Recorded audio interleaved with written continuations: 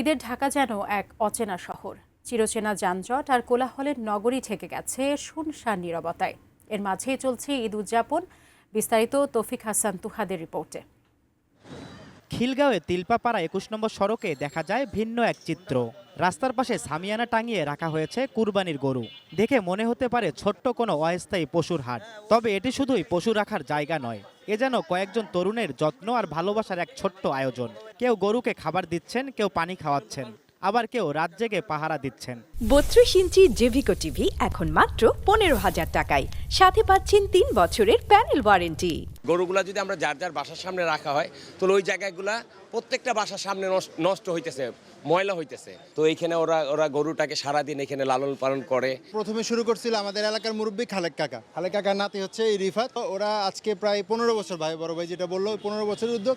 স্থানীয় ছেলে তো আমাদের তো সবাই তারা চিনে, তার সেই বিশ্বাস অর্জন করেই তারা আমাদেরকে রেখে যায়। সময়ের সাথে বদলেছে ঈদের ধরন।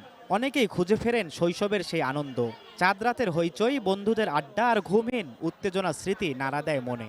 ছোটবেলার ঈদ তো অনেক আনন্দে কাটে, কারণ তখন জামা কাপড় নিয়ে একটা আনন্দ থাকে। কিন্তু বড়বেলা আসলে ওই আনন্দটা থাকে না, তখন ওই কুরবানি ঈদে গোস্ত নিয়ে আসে, ওগুলা নিয়ে আনন্দ। ছোটবেলার ঈদের আনন্দই অন্যরকম ছিল, সেটা আমরা পার হয়ে এসেছি। এটা একটা স্বর্ণযুগই ছিল বলতে গেলে। আনন্দের এই উৎসবেও কর্মব্যস্ত বিভিন্ন পেশার মানুষ। নিরাপত্তা কর্মী, পরিচ্ছন্নতা কর্মী, কসাই কিংবা পরিবহন শ্রমিক। দায়িত্ব তাদেরকে দেয় না অবসর। অনেক লক্ষ লক্ষ টাকার গরু আছে, এগুলো নিরাপত্তা দেওয়া লাগে। গরুর বর্জ্য আমরা পরিষ্কার করবো, রক্ত পানি পরিষ্কার করবো, পানির গাড়িতে পানি দিব, আমরা রক্ত ঝাড়ু দিব। ত্যাগ, ভালোবাসা, স্মৃতি মিশে ঈদের আনন্দ ভাসছে তিলোত্তমা ঢাকার মানুষ। তৌফিক হাসান তুহাদ, এটিএন নিউজ, ঢাকা।